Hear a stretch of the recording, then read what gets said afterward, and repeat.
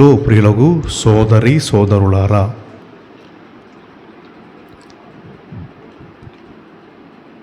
మనది అక్కాయిపాలెం. చీరాల పోవాలంటే ఎన్ని దారులు ఉన్నాయి, మనకు రూట్స్ ఎన్ని ఉన్నాయి? చాలా ఉంటాయి. ఒక్క దారి అయితే ఉండదు, చాలా దారులు ఉంటాయి.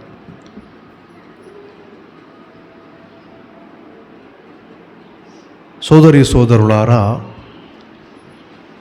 దేవుడు భగవంతుడు శక్తి, ఆత్మస్వరూపి, కనబడడు ఎవరికి. అయితే ఈ సృష్టిలో ఆ ఆత్మస్వరూపి అయిన దేవుడు తన శక్తిని బహిర్గతం చేస్తుంటాడు. ఏ విధంగా చేస్తుంటాడు? మనం చూడగలిగే విధంగా చేస్తుంటాడు. ఏం చూడగలం? మన చుట్టూతా జరిగేదాన్ని చూడగలం. మనం చూడలేనివి చాలా జరుగుతూ ఉంటాయి. ఆకాశంలో కావచ్చు, అంతరిక్షంలో కావచ్చు, మన కంటికి కనబడనవి, మన మేధస్సుకు అందనివి చాలా జరుగుతున్నాయి. కాబట్టి భగవంతుడు శక్తి స్వరూపి తన శక్తిని మనం గ్రహించుకునేదానికి బహిర్గతం చేస్తాడు. దానిని ఒక్కొక్కరు ఒక్కొక్క విధంగా అర్థం చేసుకుంటారు.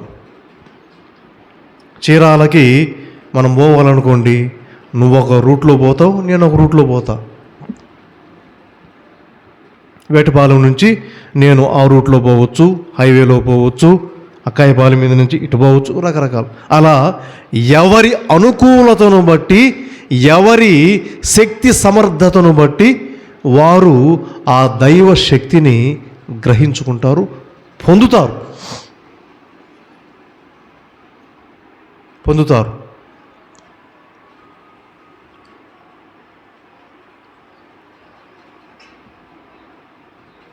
వర్షం పడుతుంది పైనుంచి, వ్యవసాయం ఉన్నవారికి పంట పండుతుంది. చేపల చెరువులు ఉన్న వాళ్ళకి చేపలు వస్తాయి, నీళ్ళు.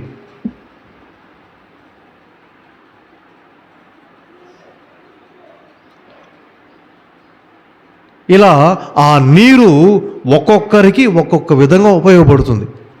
అందరూ వ్యవసాయం కాదు కదా, ఒక్కొక్కరిది ఒక్కొక్క వృత్తి. అయితే పైనుంచి పడే వర్షం ఒకటే, కానీ ఒక్కొక్కరు ఒక్కొక్క విధంగా వాడుకుంటారు. అలాగే భగవంతుని రక్షణ అందరికీ ఉంటుంది, ఒక్కొక్కరు ఒక్కొక్క విధంగా దాన్ని పొందుతారు.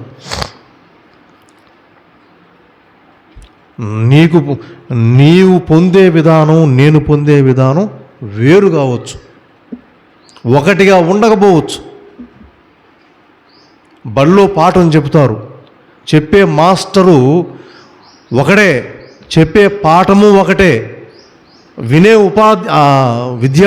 విద్యార్థులకి అది కొంతమందికి బాగా అర్థమవుతుంది, కొంతమందికి అంతంత మాత్రం అర్థమవుతుంది, కొంతమందికి అసలు అర్థం కాదు.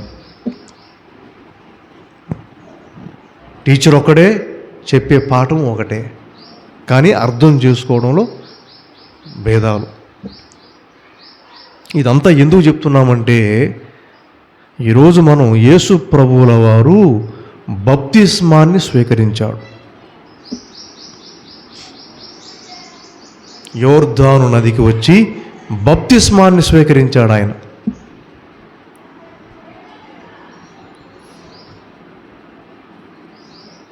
ఏమిటి బప్తిస్మము? ఎందుకు ఈ బప్తిస్మము? ఎందుకు బప్తిస్మం తీసుకోవాలా? మీరందరూ తీసుకున్నారు కదా, నేను తీసుకున్నాను కదా, ఎందుకు తీసుకోవాలా? రక్షణ పొందడానికి. మనకు తెలిసిన పాఠం ఇది. ఎందుకు బప్తిస్మం తీసుకోవాలా? రక్షణ పొందడానికి. మనందరం బప్తిస్మం తీసుకున్నాం, యేసు ప్రభు తీసుకున్నాడు, రక్షించే యేసు ప్రభు కూడా తీసుకున్నాడు. మనమంటే రక్షణ పొందేవారిని తీసుకున్నాం. ఆయనకేం పని? ఆయన రక్షణ పొందేవాడు కాదు కదా, రక్షించేవాడు. ఆయనకెందుకు తీసుకున్నాడు? కానీ ఆయనకేం అవసరం? మనకంటే అవసరం కాబట్టి తీసుకున్నాం. ఆయనకేం అవసరం? అంటే దీని అర్థం సోదరి సోదరులారా, ఈ బప్తిస్మం అన్నది ఒక విశ్వాసి దాని గురించి సరి అయినటువంటి అవగాహన కలిగి ఉంటే చాలా మంచిది, చాలా మంచిది. లేదంటే తప్పుటడుగు వేస్తాం, తప్పుడు సమాచారాన్ని మనం తీసుకుంటాం. దీనివల్ల అసలైనటువంటి సత్యం మనం కనుక్కోలేం, అర్థం చేసుకోలేం. ఈ ప్రపంచంలో చాలా మతాలు ఉన్నాయి. ఒక్కొక్క మతంలో దేవుణ్ణి ఒక్కొక్క పేరుతో పిలుస్తారు. అందులో మనదొక మతం కదా, మనదొక మతం. మన దాంట్లో దేవుడికి ఒక పేరు పెట్టుకున్నాం, పిలుచుకుంటాం.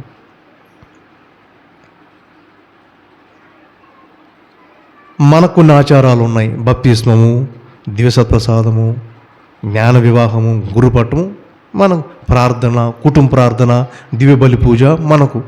అలాగే ఇతరులకి. దేవుడు శక్తి స్వరూపి నీకు ఎలా బహిర్గతమయ్యాడో అందరికీ అలా బహిర్గతమై ఉంటాడు.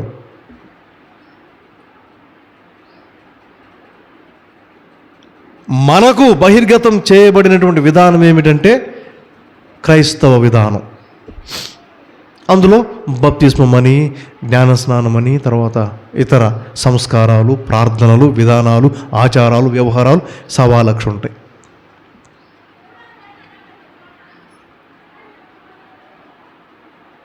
కాబట్టి అందరికీ ఇదే విధానంలో ఉండాలి అనేది ఉందా?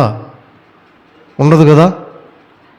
చీరాలకు నేను ఈ రూట్లో పోతాను కాబట్టి అందరూ ఇట్నే పోవాలంటే తప్పు కదా. ఎవడికి అనుకూలాన్ని బట్టి వాడు పోతాడు, వాడి దారిలో. పోయేదైతే అక్కడికే కదా.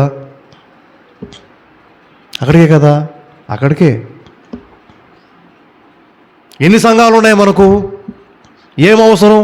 ఒక్కొక్క సంఘానికి ఒక్కొక్క పేరు. ఏమవసరం? అన్నీ ఒక పేరే పెట్టుకోవచ్చు కదా. పెట్టుకోరు. ఒక్కొక్క సంఘానికి ఒక్కొక్క పేరు. ఎవరి గురించి చెప్తారు? అందరూ ఆడి గురించే.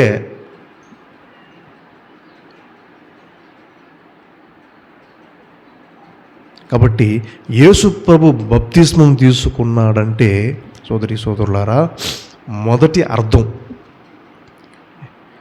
ఆయన మనతో, మానవులతో, మనిషితో తనను తాను ఒకడిగా ఎంచుకున్నాడు. అంటే మనలో కలిశాడు. మనిషితో దేవుడు కలిశాడు. ఏ మనిషితో? అందరితో. మనిషి అంటే మళ్ళా క్రైస్తవులతో అనుకునేరు. క్రైస్తవులు ఒక్కరే మనుషులు అని కాదు ఇక్కడ. అందరూ, ఈ భూమి మీద ఉన్న అందరూ మనుషులే. దేవుడు మనిషితో కలిశాడు.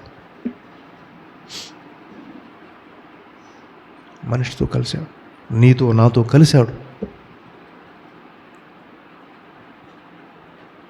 క్రీస్తు బప్తిస్మం స్వీకరించాడంటే మొదటి అర్థం ఆయన నాతో కలిశాడు. కానీ వాళ్ళేమనుకున్నారు? అందరూ వచ్చారు ప్రభువుకు ముందు, చాలామంది వచ్చారు. బప్తిస్త యోహాను దగ్గర యోర్దాను నదిలో మునిగి బప్తిస్మాన్ని చాలామంది స్వీకరించారు. చూసే వాళ్ళు ఏమనుకున్నారు?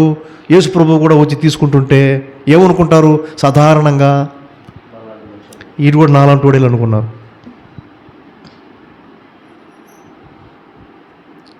దొంగతనానికి పోయారు అనుకో, మీ ఇద్దరం దొంగతనానికి పోయామనుకోండి. రాత్రి ఒక ఇంటికి వెళ్ళాం ఇద్దరం, ఎవ్వరు లేరు, ఇంటి వాళ్ళు ఎక్కడికో పోయారు, మేమిద్దరం దొంగతనానికి పోయాం.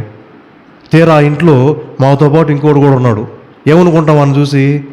ఇటు కూడా మాకు దొంగతనానికి వచ్చాడు అనుకుంటాం. సర్వసాధారణం.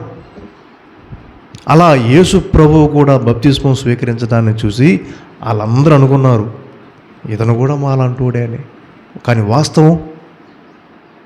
వాస్తవం వేరు కదా. ఆయన మనలాంటి వాడు కాదు. మన శరీరాన్ని ధరించి ఉండొచ్చు, మన రూపాన్ని ధరించి ఉండొచ్చు, కానీ మన తత్వం కాదు అయింది. శరీరం మనలాంటిదే కానీ తత్వం మనలాంటిది కాదు.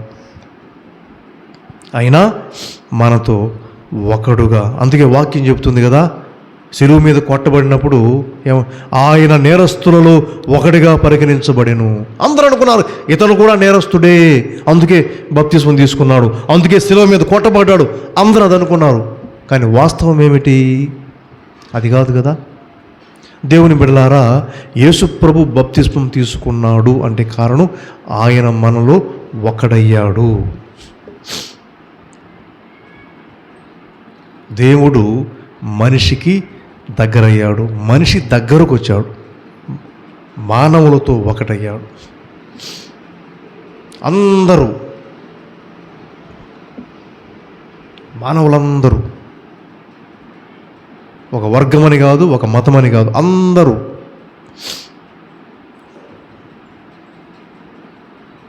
ఆ రోజున ఆయనకి యేసు అనే పేరు ఉంది కాబట్టి యేసు ప్రభు అని మనం పిలుస్తాం. కానీ వాస్తవానికి భగవంతునికి పేరు ఉండదు. సర్వనామాలు ఆయనవే. సర్వనామం, అన్ని నామాలు ఆయనే. క్రీస్తు అభిషిక్తుడు.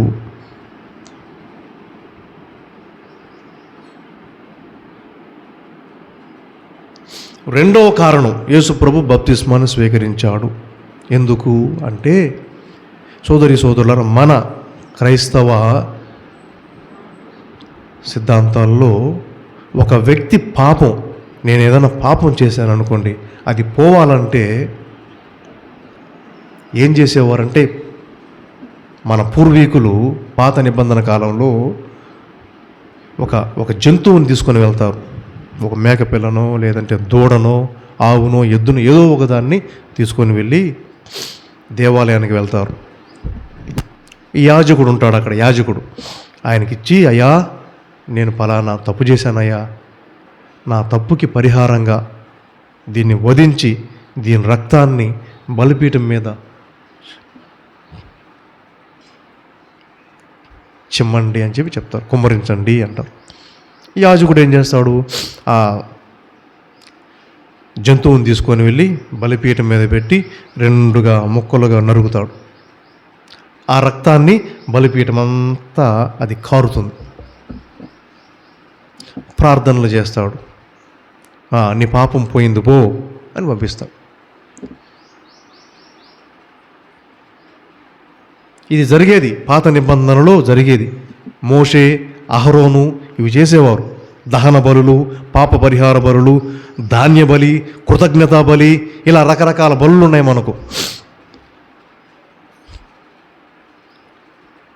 అలా ఒక వ్యక్తి పాపం పరిహరించబడాలంటే ఎవరు కావాలా, ఎవరుండాలా? యాజకుడు ఉండాలా, బలి వస్తువు ఉండాలి. నీ పాపం పోవాలంటే అది, ఆ పాపాన్ని నువ్వు పోగొట్టుకోవాలంటే యాజకుడికి దగ్గరకు రావాలా. యాజకుడు నీ పేరు మీద బలి సమర్పించాలి దేవునికి, అప్పుడే నీ పాపం పోదు, లేకుంటే పోదు. మరి యేసుక్రీస్తు ప్రభు మనందరి పాపాలకు పరిహారం చెల్లించడానికి వచ్చాడు కాబట్టి ఆయన ఏమై ఉండాలా? యాజకుడై ఉండాలా. దేవుని కుమారుడైనా కానీ యాజకుడై ఉండాలి.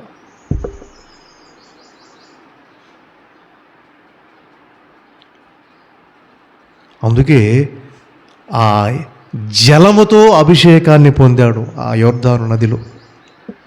మన పాత నిబంధనలో మోషే తర్వాత ఇజ్రాయేలు ప్రజలకి నాయకుడు ఎవరు? అహరోను యాజకుడు. ఆయన్ని ఒకరోజు పిలిచి, అహరోను ఈ రోజు నుంచి నువ్వే వీళ్ళకి యాజకుడివి అని చెప్పి తల మీద నీళ్లు పోస్తాడు. నీళ్ళు పోసి ఒక యాజక వస్త్రాన్ని ఆయనకు తొడుగుతాడు. నువ్వు యాజకుడివి, ఈ రోజు నుంచి ఈ ప్రజల పాపాలకు పరిహారంగా నువ్వు బలి సమర్పించాలా, వాళ్ళకి ఏదైనా మంచి జరిగితే కృతజ్ఞత బలి సమర్పించాలా, వాళ్ళకి పంట బాగా పండితే ధాన్య బలి సమర్పించాలా దేవునికి. అలా యేసు ప్రభువుల వారు యాజకుడిగా యోర్దాను నదిలో మునిగి ఆ జలముతో అభిషేకం పొంది, అందులో అప్పటికే మునిగినటువంటి వారందరి పాపాలను తన మీద వేసుకొని పైకి లేచాడు. అప్పుడు పరిశుద్ధాత్మ దిగి వచ్చింది ఆయన మీదకి. పరిశుద్ధాత్మ అభిషేకం, జలంతో అభిషేకం, పరిశుద్ధాత్మ అభిషేకం. యాజకుడు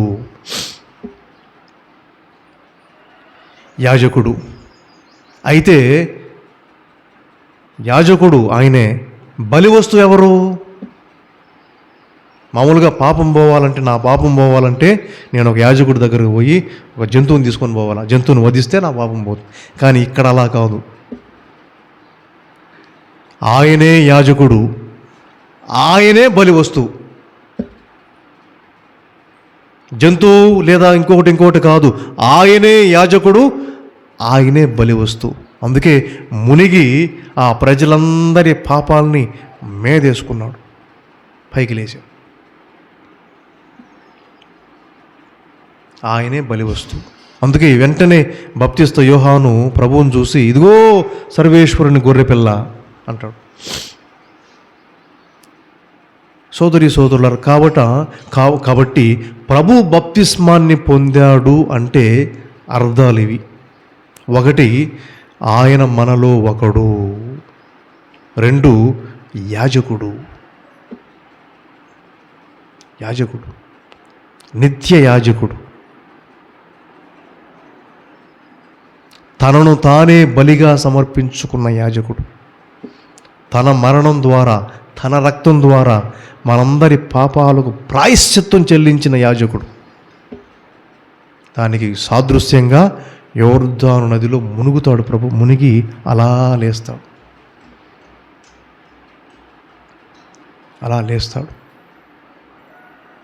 దానిని మన క్రైస్తవ విధానంలో బాప్తిస్మము అని పిలుస్తూ, ఎవరైతే ఆ యేసు ప్రభు మార్గంలో నడవాలనుకుంటారో వారందరూ దాన్ని స్వీకరిస్తారు. బాప్తిజం, నీళ్ళల్లో ముంచడమో లేకుంటే నీళ్లు పోయడమో రకరకాలుగా. దేనికోసం ఇదంతా? రక్షణ పొందుటకు, నువ్వు నేను రక్షించబడడానికి.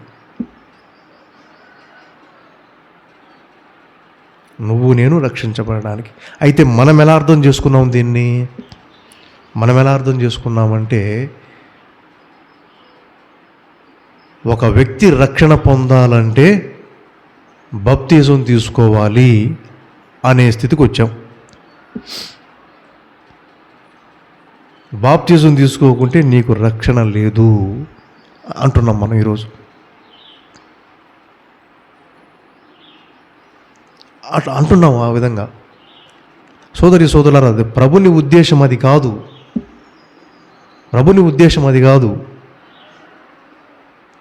ప్రభుని యొక్క ఆంతర్యం అది కాదు. అందుకే పౌలుడు, అపోస్తలులు కూడా అలాగే అనుకునేవారు. కానీ పేతురికి యేసు ప్రభు ఒకానొక సందర్భంలో తెలియపరుస్తాడు. అందుకే వాళ్ళు బాప్తిజం తీసుకున్న వాళ్ళందరినీ ఒకటిగా చూసేవాళ్ళు, తీసుకొని వాళ్ళని ఇంకొక రకంగా చూసేవాళ్ళు. అన్యులని పిలిచేవారు.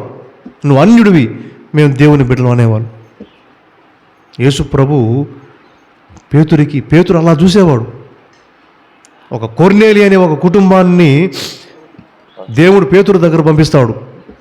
పేతురు సంకోచిస్తాడు అతనికి బాప్తిస్మం ఇచ్చేదానికి. ఇతడు అన్యుడు అనుకుంటాడు. ప్రభు కాదు, అతను కూడా దేవుని బిడ్డే, బాప్తిస్మం ఇవ్వు అని చెప్పి, అప్పుడు పేతురు ఒక మాట అంటాడు, సత్ప్రవర్తన కలిగినటువంటి వాడు, ఏ జాతి వాడైనా, ఏ ప్రాంతపు వాడైనా దేవునికి అంగీకారయోగ్యుడే. కాబట్టి ఇక్కడ బాప్తిజము అంటే ఏంటి? నేలలో ముంచడము పోయడమా కాదు, సత్ప్రవర్తన, మంచి శీలము. అది ఉన్నటువంటి ఎవడైనా సరే, ఏ మతస్థుడైనా సరే, ఏ ప్రాంతస్థుడైనా సరే, ఏ వర్గస్థుడైనా సరే దేవునికి అంగీకార యోగ్యుడే. కాబట్టి నువ్వు నేను ఇంకొకటి దగ్గరికి వెళ్ళి నువ్వు రక్షణ పొందాలంటే జ్ఞానస్నానం పొందాలి అని చెప్పడం తప్పు. తప్పు. నువ్వు రక్షణ పొందాలంటే, దేవుణ్ణి చేరుకోవాలంటే మంచివాడుగా ఉండని చెప్పొచ్చు, కానీ బాప్తిజం పొందాలని చెప్పడం తప్పు. ఈ ప్రయత్నము, ఈ పోరాటము, ఇదంతా బాప్తిజం కోసం కాదు.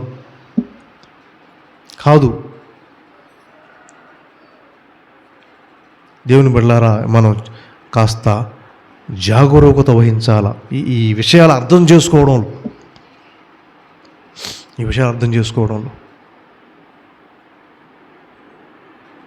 ఇది ఒక మార్గం, మనం పాటించే మార్గం. అందరూ అదే పాటించాలనేముంది? మనకు దేవుడు బహిర్గతం చేసినటువంటి ఒక విధానం ఇది. నాకు, నీకు, అందరికీ అలాగే చేయాలనేముంది?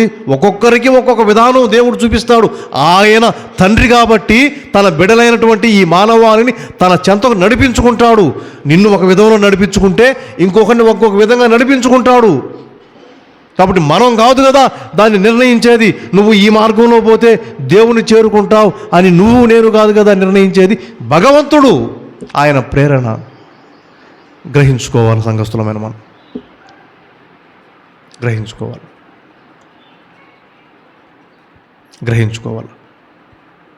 కాబట్టి యేసు ప్రభు బప్తిస్మాన్ని పొందాడంటే ఆయన ఆంతర్యం ఏమిటి, ఉద్దేశం ఏమిటంటే మనతో ఒకడై ఉండి మన పాపాలని పరిహరించడానికి. అది నీళ్ళల్లో మునగడమా, సిలువ మీద కొట్టబడమా? నీళ్ళలో మునిగితే అయిపోయింది ఆ ప్రభువుకి? నీళ్ళలో మునిగి లేస్తే అందరు రక్షించబడ్డారా? ఎంత శ్రమపడ్డాడు, ఎంతమందికి ఆయన బోధించాడు, ఎన్ని అద్భుతాలు చేశాడు, ఎన్ని తిట్లు తిన్నాడు, ఎన్ని అవమానాలు పొందాడు, చివరికి సిలువ మీద ఎక్కి మరణించాడు. ఈ రెండిట్లో ఏది గొప్ప అంటారు? సిలువ మీద ఎక్కి మరణించడమా, నీటిలో మునిగి పైకి లేవడమా? ఏది గొప్ప, ఏది ముఖ్యం? ఎందుకు సిలువ మీద కొట్టబడ్డాడు? నీతిమంతుడు కాబట్టి కదూ. నీలాగా నాలాగా పాపాత్ముడైతే సిలువ మీద కొడతాడు ఆయన్ని? కొట్టరు. నీతిగా ఉన్నాడు, నీతిమంతుడిగా నిలబడ్డాడు కాబట్టి సిలువ వేయబడ్డాడు. బాప్తిజం సత్ప్రవర్తన కలవాడు కాబట్టే అన్యాయాన్ని ఎదిరించాడు, చంపబడ్డాడు. కాబట్టి ఈ రోజున యేసు ప్రభు బప్తిస్మం పొందాడు అంటే మనం దాన్ని అర్థం చేసుకునే తీరు ఎలా ఉండాలంటే, అందరూ దేవుని బిడ్డలే. మనకు ఆయన బహిర్గతం చేసుకున్న విధానం క్రైస్తవ విధానం కాబట్టి నువ్వు ఆయన్ని క్రైస్తవ విధానంలో ఆరాధించుకుంటున్నాం. పక్కింటోడు ఇంకొక విధానంలో ఆరాధించుకుంటాడు. కాబట్టి నా విధానం, నువ్వు నా విధానంలోకి రావాలంటే ఎందుకు వస్తాడు? నువ్వు పోతావు వాళ్ళ విధానంలోకి? పోవు కదా. నేను పోతానా? నాకు ఇవ్వబడిన అనుగ్రహాన్ని బట్టి, దేవుడు నాకు చేసిన సహాయాన్ని బట్టి ఈరోజు నేను క్రైస్తవుడిని. మా తాత ముత్తాతలు హిందువులు. వాళ్ళకి జరిగిన మేలును బట్టి, వాళ్ళకు జరిగినటువంటి మంచిని బట్టి ఎవరిప్పుడు దేవుని దగ్గర పోతారు? మా తాతలా నేనా? అందరం పోయేవాళ్ళమే కదా. కాబట్టి ఇక్కడ విషయం ఏమిటి అంటే, ఒక ఆచారము, ఒక మతంలో ఉండే ఒక విధానం ఏదన్నా ఉంది అంటే ఇది ఒక మార్గం, ఒక దారి. ఎక్కడికి పోయేదానికి? భగవంతుని దగ్గరికి పోయేదానికి. నువ్వు ఈ దారిలో నడుస్తున్నావు, అతను ఆ దారిలో నడుస్తున్నాడు, ఇంకొకడు ఇంకో దారిలో నడుస్తున్నాడు, అందరం పోయేది అక్కడికే. కాబట్టి ఇది మనం గ్రహించుకోవాలి. ఎవ్వరూ అన్యులు కాదు. బప్తిస్మం పొందినా పొందకపోయినా అందరూ దేవుని బిడ్డలే. యేసు ప్రభు అందరి దగ్గరకు వచ్చాడు. మానవాళితో ఆయన ఒకడుగా ఎంచుకున్నాడు.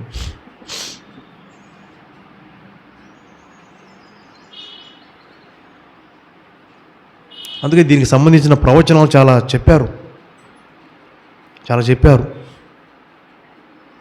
దావీదు రాస్తాడు 2వ కీర్తన 8వ వచనంలో అంటాడు, ఇదిగో నువ్వు నా బిడ్డవి, నేను నిన్ను కని ఉంటిని అంటాడు. 2వ కీర్తన 8వ వచనం అది. నువ్వు నా బిడ్డవి, నేను నిన్ను కని ఉంటిని. ఎవరిని కన్నారు? ఎవరి బిడ్డ?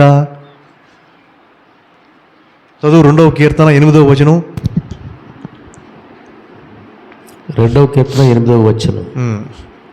నన్ను అడుగుము, నేను జాతులనెల్లా నీకు దారాదత్తం చేసేదను, ఈ భూమండలములెల్లా నీకు స్వాధీనము చేసేదను.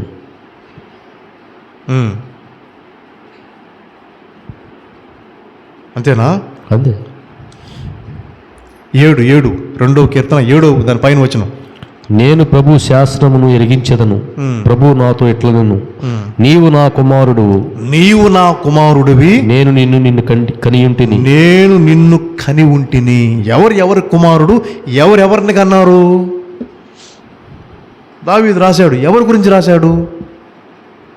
నీవు నా కుమారుడివి, నేను నిన్ను కని ఉంటిని అని వచనం ఉంది.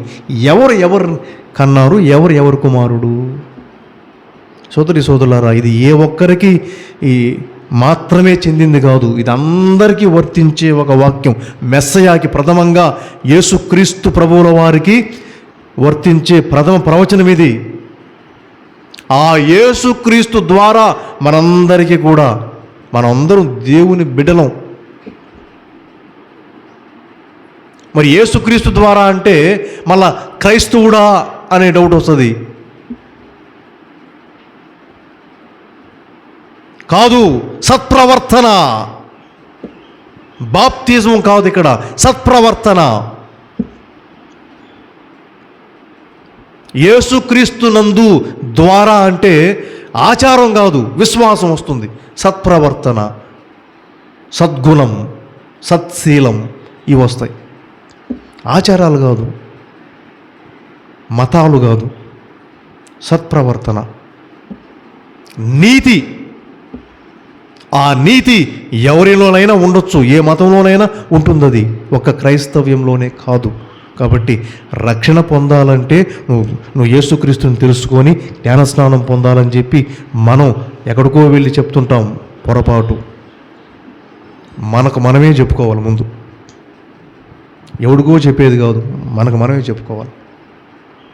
ఎందుకంటే ఎవడి మార్గం వాడికి ఉంటుంది. దేవుడు ఎవడి మార్గాన్ని వాడికి సిద్ధపరిచి ఉంటాడు.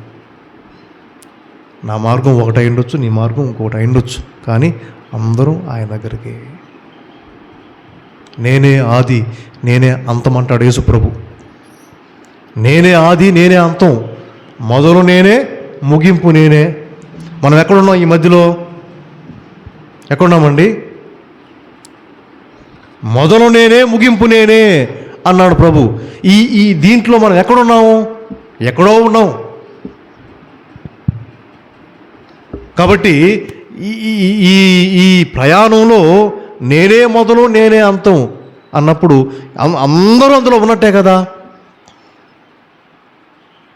మనం ఎక్కడో ఒక చోట ఉండి అందరూ మనలాగే ఉండాలంటే ఎట్ట అవుతుంది? ఒక్కొక్క కాలం, ఒక్కొక్క సమయం, ఒక్కొక్క మార్గం, ఒక్కొక్క విధానం, ఇలా అందరూ వారి వారి అనుభవాలను బట్టి, వారికి జరిగిన మేలులు బట్టి, వారు పొందిన దైవానుభూతిని బట్టి భగవంతుని వెతుకుతారు. ఆ మార్గాన్ని కనుక్కొని దేవుని దగ్గర పోయే ప్రయత్నం చేస్తారు. ఒక్క క్రైస్తవ్యమే కాదు, మనదొక మార్గం. కాబట్టి ఇది చాలా గొప్ప విషయం. ఇది గొప్ప విషయం. బాప్తిజం అంటే ఆచారం కాదు, సత్ప్రవర్తన. ఏమిటా సత్ప్రవర్తన అంటే శిలువ వైపు చూడాలి మనం. ప్రభువు నీళ్ళల్లో మునిగి లేస్తే అంతా అయిపోయిందా? కాదు. సిలువు మీదకి ఎక్కిందాక ఏం కాల, సత్ప్రవర్తన నీతి వలన అలా. కాబట్టి దేవుని బిడ్డలారా, నువ్వు నేను మనమందరం దేవుని బిడ్డలం. ప్రతి మనిషి దేవుని బిడ్డ. ఏ జాతి వాడైనా, ఏ మతస్థుడైనా భగవంతుని స్వరూపం మనిషి. కాబట్టి అందరినీ మనతో సోదర భావంతో చూడాలి. అన్యులు అనే ఆలోచన మనలో ఉండరాదు. నేను దేవుని బిడ్డ, అన్యుడు అనుకుంటాం మనం. ఎంత చెప్పు, ఇదే ఆలోచన మంది, ఇదే ఆలోచన. నేను దేవుని బిడ్డ, ఆయన అన్యుడు. ఎంత చెప్పినా ఇదే ధోరణితో ఉంటాం. తప్పు. అందరం దేవుని బిడ్డలమే, అందరం దేవుని బిడ్డలమే, అందరం దేవుని బిడ్డలమే. మనందరితో ఉండడానికి యేసయ్య బాప్తీసాన్ని స్వీకరించాడు. మనతో ఒకడుగా ఉండటకు వచ్చాడు. అందరి కోసమై మరణించాడు. మానవులందరి పాప పరిహారం కోసం ప్రభు మరణించాడు. కాబట్టి ఈ విషయాన్ని గ్రహించుకొని మనమందరం కూడా మన తోటి వారితో, ఈ భారతదేశంలో ఉన్నాం మనం, ఇది అనేక మతాలకి ఈ దేశం నిలయం. కాబట్టి అందరితో సఖ్యతగా ఉండాలా, అందరూ మంచిగా జీవించాలి, సత్ప్రవర్తన కలిగి జీవించాలన్న కోరికతో మనం ఉందాం. దేవుడు మనందరినీ దీవించి కాపాడునుగాక. ఆమేన్.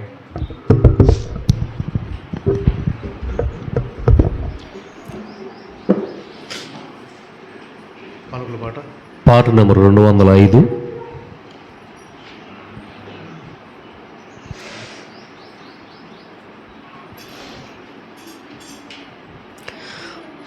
ప్రణతులివేవో ప్రభు ఫలఫాంత్రకురముల, ప్రణతులివేవో ప్రభు ఫలఫాంత్రకురముల, ధూపదీపకాంకలతో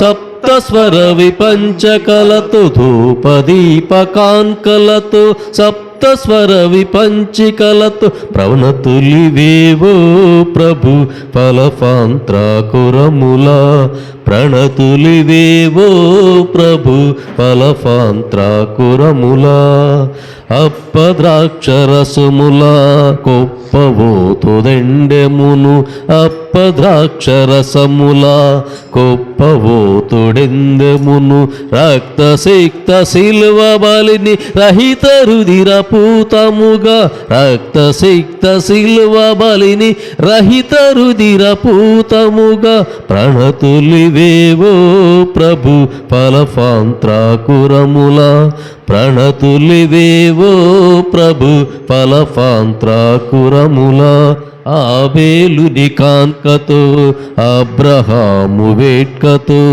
ఆబేలుని కాంకతో అబ్రహాము వేట్కతో, ఆరోనుని క్రమముతో ఆచార్యుల మమతతో, ఆరోనుని క్రమతతో ఆచార్యుల మమతతో, మలాకీ ప్రవక్తతో మెల్కిసెదెకుని బలితో, మలాకీ ప్రవక్తతో మెల్కిసెదెకుని బలితో, ప్రణతులివేవో ప్రభు ఫలఫాంత్రకురముల, ప్రణతులివేవో ప్రభు ఫలఫాంత్రకురముల, ధూపదీపకాంకలతో సప్తస్వర విపంచకలతో, ధూపదీపకాంకలతో సప్తస్వర విపంచకులతో, ప్రణతులివేవో ప్రభు ఫలఫాంత్రకురముల, ప్రణతులివేవో ప్రభు ఫలఫాంత్రకురముల.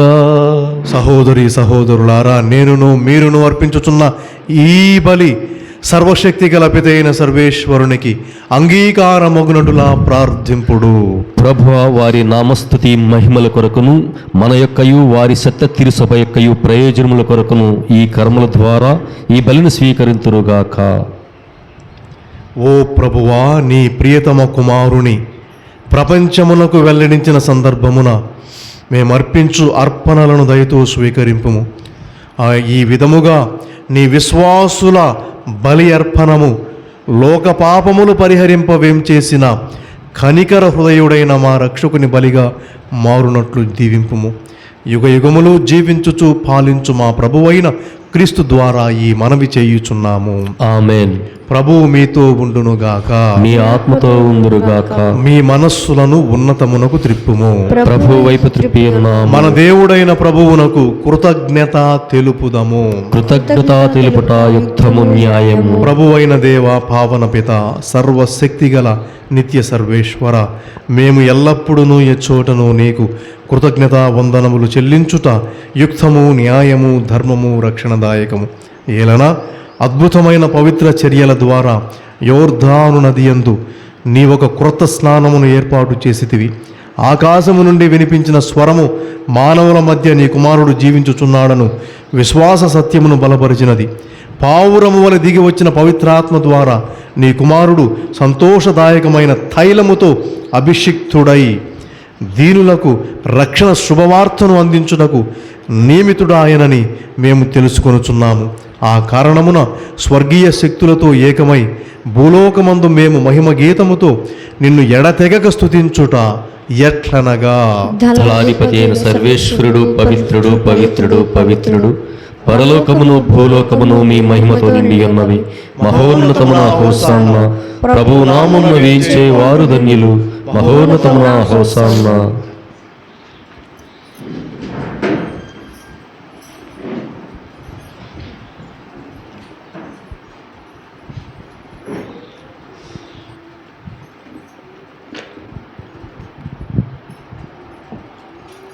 ఓ ప్రభువా, నీవు నిక్కముగా పవిత్రుడవు, సర్వ పవిత్రతకు ఊటయు నీవే. కనుక నీ పవిత్రాత్మ ద్వారా ఈ కానుకలను పరిశుద్ధపరచ బ్రతిమాలుచున్నాము. ఈ విధమున ఇవి మా కొరకు మా ప్రభువైన యేసుక్రీస్తు శరీర రక్తములు అగునుగాక. ఆయన శిలువ శ్రమలకు తనను తాను ఇష్టపూర్తిగా అప్పగించుకొనినప్పుడు అప్పమునందుకొని కృతజ్ఞతా వందనములు చెప్పి త్రుంచి శిష్యులకిచ్చుచూ ఇట్లనెను, మీరందరూ దీనిని తీసుకుని భుజింపుడు. ఏలైనా ఇది మీ కొరకు అప్పగింపబడనున్న నా శరీరము. ఓ నా ఏలినవారా, ఓ నా సర్వేశ్వరా, మీకే ఆరాధనా, మీకే ఆరాధనా, మీకే ఆరాధనా, మీకే ఆరాధనా. ఆ విధముగానే భోజనానంతరము పాత్రమునందుకొని మరలా నీకు కృతజ్ఞతా వందనములు చెప్పి శిష్యులకిచ్చుచూ ఇట్లనిది, మీరందరూ దీనిని తీసుకుని దీని నుండి పానము చేయుడు. ఏలైనా ఇది నూతన నిత్య నిబంధన యొక్క నా రక్తపు పాత్రము. ఇది మీ కొరకును అనేకుల కొరకును పాప పరిహారమునకై దారవోయబడును. దీనిని నా జ్ఞాపకార్థము చేయుడు. ఓ నా ఏలినవారా, ఓ నా సర్వేశ్వరా, మీకే ఆరాధనా, మీకే ఆరాధనా, మీకే ఆరాధనా, మీకే ఆరాధనా. ఇది విశ్వాస రహస్యము. ప్రభువా, మీ మరణమును ప్రకటించదము, మీ ఉత్థానమును చాటెదము. మీరు మరల వచ్చు వరకు వేచియుందుము. కనుక తండ్రి, క్రీస్తు మరణమును ఉత్థానమును స్మరించుచు జీవమునసగు ఈ అప్పమును రక్షణ పాత్రమును నీకు సమర్పించుచున్నాము. నీ సన్నిధిలో నిలిచి నీకు పరిచర్య చేయుటకు మమ్ము పాత్రులనుగా చేసినందుకు నీకు వందనములు తెలుపుచున్నాము. క్రీస్తు శరీర రక్తములందు పాలివారమగు మమ్ము పవిత్రాత్మ ద్వారా ఐక్యపరచమని బ్రతిమాలుచున్నాము. ఓ ప్రభువా, ప్రపంచమంతటా వ్యాపించి ఉన్న నీ శ్రీసభను జ్ఞాపకముంచుకునము. మా లియో జగద్గురువును, మా ఎండి ప్రకాశం, పిల్లి అంతోనిదాసు పీఠాధిపతులను, గురువులందరితో పాటు మమ్మును నీ ప్రేమయందు పరిపూర్ణులను చేయుము. ఉత్థానమగుదము అను నమ్మికతో చనిపోయిన మా సహోదరి సహోదరులను నీ కనికరమందు చనిపోయిన వారందరినీ జ్ఞాపకం ఉంచుకొనము. వారిని నీ దివ్య ప్రకాశములోనికి చేర్చుకొనము. మా అందరిపై దయచూపి దేవుని కన్యతల్లియగు మరియమాతతోను, ఆమె భర్త అయిన పరిశుద్ధ యోసేపుతోను, పునీత అపోస్తులతోను, ఆది నుండి నీకు సేవ చేసిన పుణ్యాత్ములందరితోనూ మాకు నిత్య జీవితంలో భాగము దయచేయము. అప్పుడు వారితో కలిసి మేము నీ కుమారుడు యేసుక్రీస్తు ద్వారా నిన్ను స్తుతించి మహిమపరచుదుము. క్రీస్తు ద్వారా, క్రీస్తుతో, క్రీస్తునందు సర్వశక్తి గల పిత అయిన సర్వేశ్వర, పవిత్రాత్మతో ఏకమై ఉండు మీకు యుగ యుగములు గౌరవ మహిమలు కలుగునుగాక. ఆమేన్. మన రక్షకుడు మన ప్రభువు అయిన యేసుక్రీస్తు నేర్పిన ప్రార్థనను భక్తితో ప్రార్థించుదాం. పరలోకమందున్న మా తండ్రి, మీ నామము పూజింపబడునుగాక, మీ రాజ్యము వచ్చునుగాక, మీ చిత్తము పరలోకమందు నెరవేరునట్లు భూలోకమందు నెరవేరునుగాక. నానాటికి కావలసిన మా అన్నము మాకు నేటికి ఇవ్వండి. మా యొద్ద అప్పుబడిన వారిని మేము మన్నించినట్లు మా అప్పులను మీరు మన్నించండి. మమ్ము శోధన యందు ప్రవేశింపనివ్వక కీడుల నుండి మమ్ము రక్షించండి. ప్రభువా, అన్ని కీడుల నుండి మమ్ము రక్షింపుము. మా ఈ రోజులలో మాకు శాంతిని ప్రసాదింపుము. నీ దయానుగ్రహము వలన పాపము నుండి మమ్ము విముక్తులను చేసి అన్ని కలతల నుండి సర్వదా కాపాడుము. మేము మోక్షానందమును మా రక్షకుడైన యేసుక్రీస్తు రాకడను నిరీక్షించుచుందుము. ఏలైనా నిరంతరము మీదే రాజ్యము, మీదే అధికారము, మీదే మహిమ. శాంతిని మీకు అనుగ్రహించుచున్నాను, నా శాంతిని మీకు ఇచ్చుచున్నానని నీ అపోస్తులతో వచించిన ప్రభువైన యేసువా, మా పాపములు లెక్కింపక నీ శ్రీసభ విశ్వాసమును వీక్షింపుము. నీ చిత్త ప్రకారము నీ సభకు శాంతిని, ఐక్యమును అనుగ్రహింపుము. యుగ యుగములు జీవించుచు పరిపాలించు ప్రభువా. ఆమేన్. ప్రభుని శాంతి ఎల్లప్పుడూ మీతో ఉండునుగాక, మీ ఆత్మతో ఉండునుగాక. ఒకరికొకరం సమాధానము తెలుపుకొందము. సర్వేశ్వరుని గొర్రె పిల్ల, లోకము యొక్క పాపములను పరిహరించడి ప్రభువా, మాకు దయచూపండి. సర్వేశ్వరుని గొర్రె పిల్ల, లోకము యొక్క పాపములను పరిహరించడి ప్రభువా, మాకు దయచూపండి.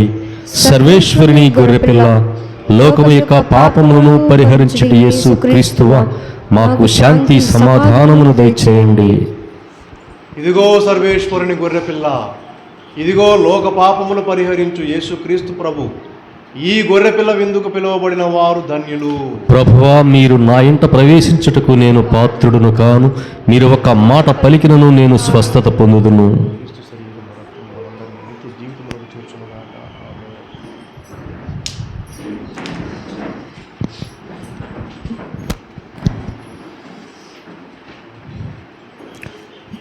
నా శరీరము నిజమైన ఆహారము, శరీరము నిజమైన ఆహారము, నా రుధిరము నిజమైన పానము. కలకాదులే నిజమేనులే, కలకాదులే నిజమేనులే, విశ్వసించిలో కొనుమా, విశ్వసించిలో కొనుమా. నా శరీరము నిజమైన ఆహారము, నా రుధిరము నిజమైన పానము. జీవాహారము నేనే, మధురాహారము నేనే, జీవాహారము నేనే, మన్నా భోజము నేనే, మహిమ తేజము నేనే. కలకాదులే నిజమేనులే, కలకాదులే నిజమేనులే, విశ్వసించిలో కొనుమా, విశ్వసించిలో కొనుమా. నా శరీరము నిజమైన ఆహారము, నా రుధిరము నిజమైన పానము. తండ్రి రూపము నేనే, దైవ కుమారుడు నేనే, తండ్రి రూపము నేనే, దైవ కుమారుడు నేనే, ఆత్మస్వరూపము నేనే, త్రియేక దేవుడు నేనే, ఆత్మస్వరూపము నేనే, త్రియేక దేవుడు నేనే, కలకాదులి నిజమేనులే, కలకాదులి నిజమేనులే, విశ్వసించిలో కొనుమా, విశ్వసించిలో కొనుమా. నా శరీరము ఆహారము, నా రుధిరము నిజమైన పానము. ప్రార్థించుదము. ఓ ప్రభువా, ఈ దివ్య బలిలో నీ వరములను పొంది సంతసించుచున్న మేము దీనతతో నీ కనికరము కొరకు అర్థించుచున్నాము. నీ ఏకైక కుమారుని సందేశమును శ్రద్ధతో విని నీ నిజమైన కుమారులుగా రూపొందుటకు నీ కృపను మాకు ప్రసాదింపుము. మా ప్రభువైన క్రీస్తు ద్వారా ఈ మనవి చేయుచున్నాము. ఆమేన్. ప్రభువు మీతో ఉండునుగాక. మీ ఆత్మతో ఉందురుగాక. సర్వశక్తి గల సర్వేశ్వరుడు పిత పుత్ర పవిత్రాత్మ మిమ్మందరిని దీవించునుగాక. ఆమేన్. పూజ సమాప్తమైనది. సమాధానముతో వెళ్ళిరమ్ము. సర్వేశ్వరునికి వందనములు. లొద్దు మాతకు జయ జయలు, దేవుని తల్లికి వందనాలు. లొద్దు మాతకు జయ జయలు, దేవుని తల్లికి వందనాలు. గుణదల మాతకు నీరాజనాలు, గుణదల మాతకు నీరాజనాలు. అగళంక మాతకు హారతులు, లొద్దు మాతకు జయ జయలు, దేవుని తల్లికి వందనాలు. క్రీస్తుని మాత, తిరుసభ మాత, మహాపరిశుద్ధ మాత. క్రీస్తుని మాత, తిరుసభ మాత, మహాపరిశుద్ధ మాత. మంచి ఆలోచన మాత, మహావివేకము గల కన్యక. మంచి ఆలోచన మాత, మహావివేకము గల కన్యక. ప్రార్థించు తల్లి దీవించు మమ్ము, ప్రార్థించు తల్లి దీవించు మమ్ము. యేసుని చెంతకు నడిపించు తల్లి, యేసుని చెంతకు నడిపించు తల్లి. లొద్దు మాతకు జయ జయలు, దేవుని తల్లికి వందనాలు. లొద్దు మాతకు జయ జయలు, దేవుని తల్లికి వందనాలు. సృష్టికర్త మాత, రక్షకుని మాత, మహాపూజ్యమైన కన్యక. సృష్టికర్త మాత, రక్షకుని మాత, మహాపూజ్యమైన కన్యక. విశ్వాసము గల కన్యక, జ్ఞానము యొక్క ఆలయమా. విశ్వాసము గల కన్యక, జ్ఞానము యొక్క ఆలయమా. ప్రార్థించు తల్లి దీవించు మమ్ము, ప్రార్థించు తల్లి దీవించు మమ్ము. యేసుని చెంతకు నడిపించు తల్లి, యేసుని చెంతకు నడిపించు తల్లి. లొద్దు మాతకు జయ జయలు, దేవుని తల్లికి వందనాలు, లూర్దు మాతకు జేజేలు. దేవుని తల్లికి వందనాలు, గుణదల మాతకు నీరాజనాలు. గుణదల మాతకు నీరాజనాలు, అకళంక మాతకు హారతులు. లూర్దు మాతకు జేజేలు. దేవుని తల్లికి వందనాలు, లూర్దు మాతకు జేజేలు. దేవుని తల్లికి వందనాలు. జేసునాథుని యొక్క మిక్కిలి పవిత్రమైన దివ్య హృదయమా, మా మీద దయగా ఉండండి స్వామి. జేసునాథుని యొక్క మిక్కిలి పవిత్రమైన దివ్య హృదయమా, మా మీద దయగా ఉండండి స్వామి. జేసునాథుని యొక్క మిక్కిలి పవిత్రమైన దివ్య హృదయమా, మా మీద దయగా ఉండండి స్వామి. పరిశుద్ధ మరియమ్మ గారా, మా కొరకు వేడుకొనండి. పరిశుద్ధ జోజప్ప గారా, మా కొరకు వేడుకొనండి. అపోస్తలులారా, మా కొరకు వేడుకొనండి. సకల పునీతులారా, మా కొరకు వేడుకొనండి. మా కావలి సన్మనస్కులారా, మమ్మ కాచి కాపాడండి. స్లేవ గురుతు పిత పుత్ర పవిత్రాత్మ నామమున ఆమేన్. అందరికీ వందనాలు.